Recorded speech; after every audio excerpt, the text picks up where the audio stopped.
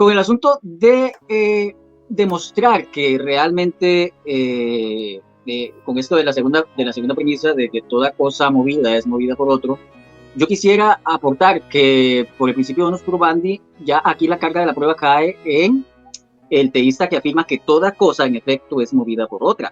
Y esa es una carga de la prueba que creo que no se le da la importancia que debe dársele en cuanto al tema, porque si afirmamos que toda cosa, estamos afirmando el conjunto de todas las cosas existentes que puedan tener cambio.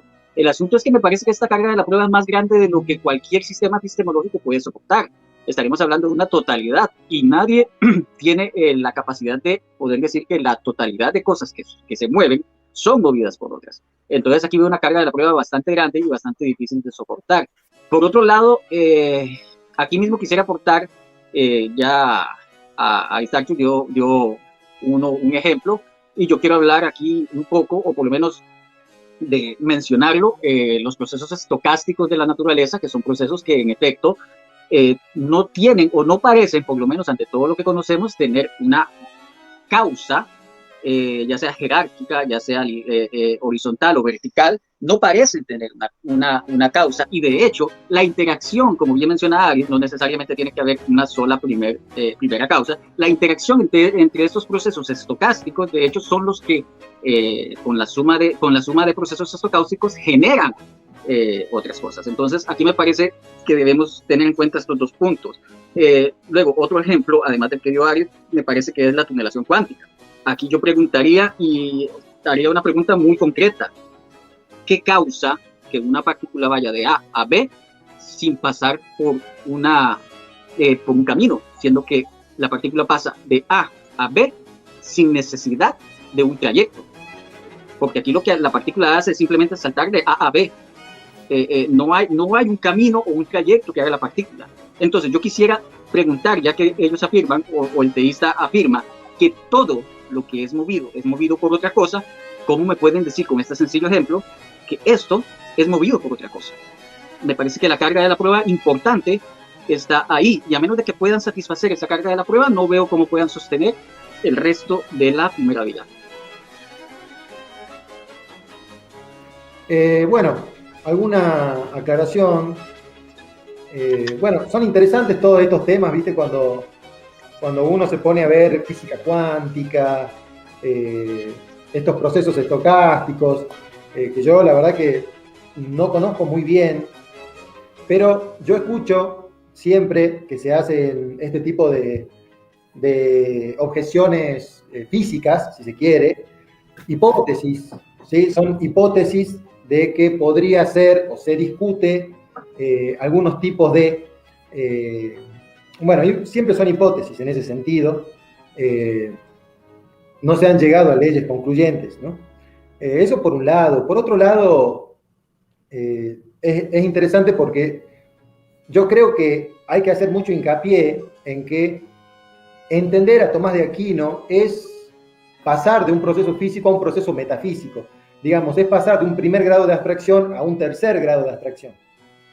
Y yo creo que ahí hay que entenderlo a Tomás, porque Tomás es reconocido como el filósofo del ser.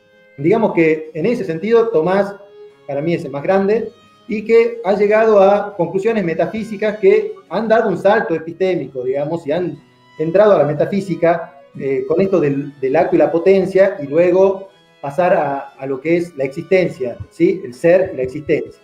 Entonces, para mí sería como, de alguna manera, ponerte a contestar estas preguntas que uno, a ver, físico yo no soy, entonces yo no podría ponerme a discutir específicamente física cuántica, evidentemente, no está fuera de mis posibilidades.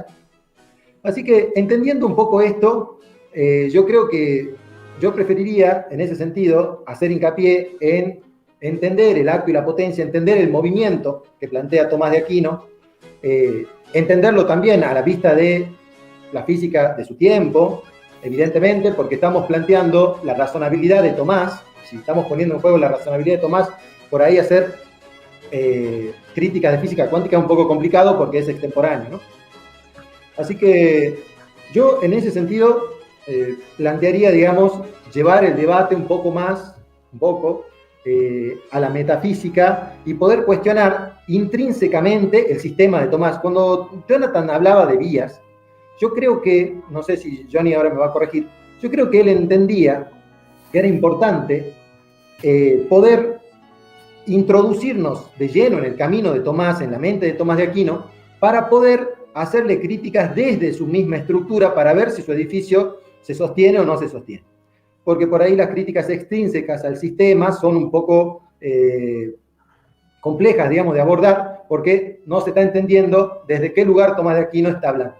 Y en ese sentido yo creo que Tomás de Aquino hace metafísica y da el salto de abstracción, digamos, en los grados de abstracción, da el salto de cuando ya empieza a ver, obviamente que Tomás empieza en la realidad, pero puede captar de la realidad esencialmente y evidentemente el proceso de la causa, ¿no? Y bueno, evidentemente nota el movimiento, puede de alguna manera abstraer el acto y la potencia, y bueno, y a partir de ahí ya todo el proceso es metafísico.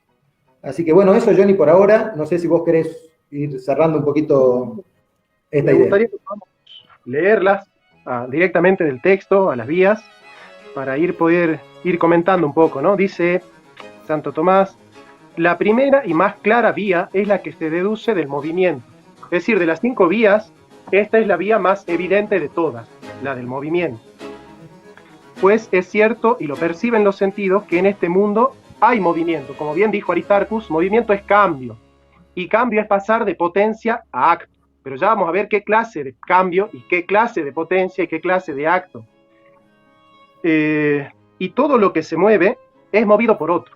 Ahí hizo hincapié Aristarchus y dijo, ojo, porque en el libre albedrío el hombre se actualiza a sí mismo sus potencias y puede haber un problema. De hecho, nada se mueve a no ser que, en cuanto potencia, esté orientado a aquello por lo que se mueve. Es decir, esté pendiendo de aquello por lo que se mueve.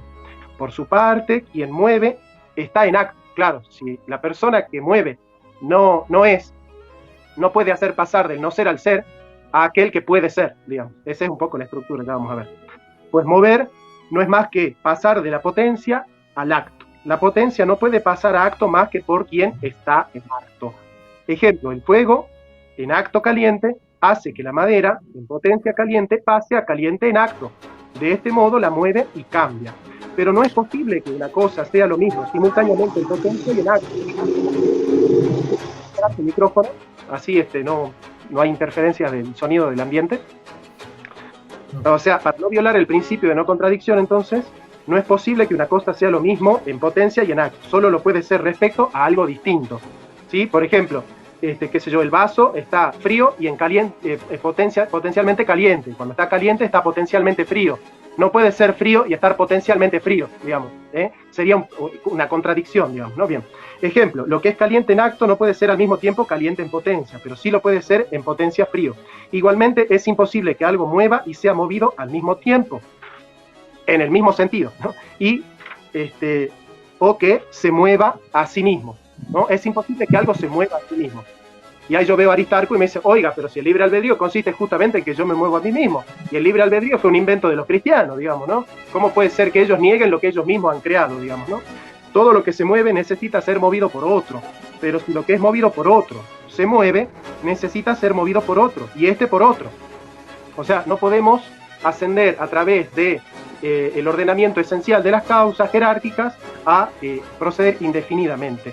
Este proceder no se puede llevar indefinidamente porque no se llegaría al primero que mueve, y así no habría motor alguno, pues los motores intermedios no mueven más que por ser movidos por el primer motor.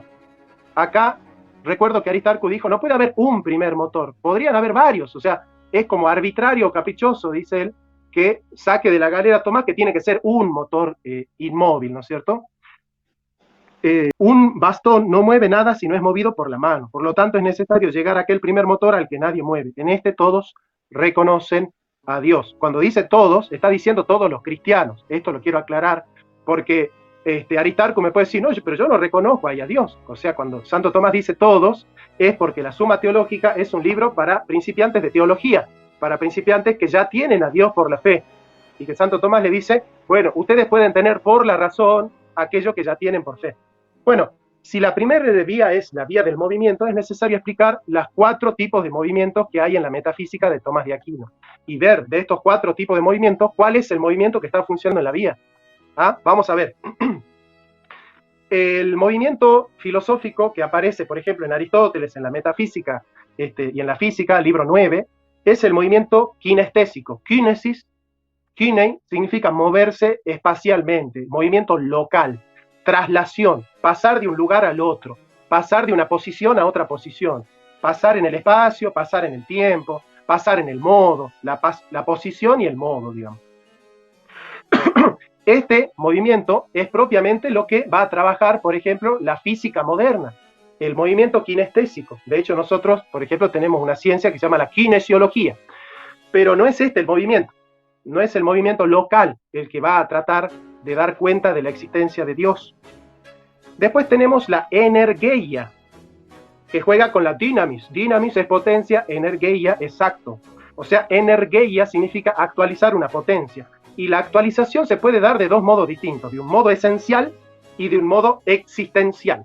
El modo esencial implica un cambio sustancial. Por ejemplo, qué sé yo, por ejemplo, si yo a este libro lo pongo en la hoguera, este libro va a sufrir un cambio sustancial porque va a dejar de ser libro y se va a convertir en una ceniza.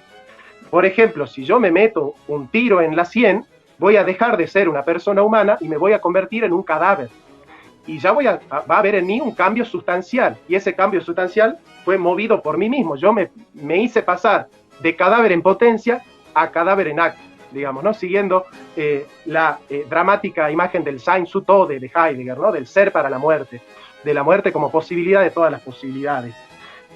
Pero no es este el cambio que le va a importar a Santo Tomás de Aquino, el paso de una sustancia, de una forma sustancial a otra forma sustancial. Por ejemplo, yo puedo ser ingeniero en potencia, yo soy ingeniero en potencia, pero si yo me inscribo en la carrera de ingeniería y me recibo de ingeniero, soy ingeniero en acto y me estoy moviendo a mí mismo.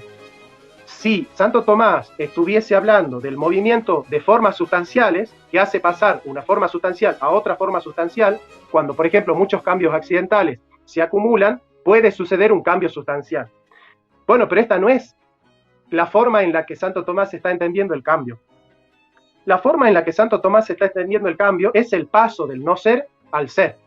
Y está diciendo Santo Tomás, nada puede pasar de no ser a ser, sino por un acto de ser.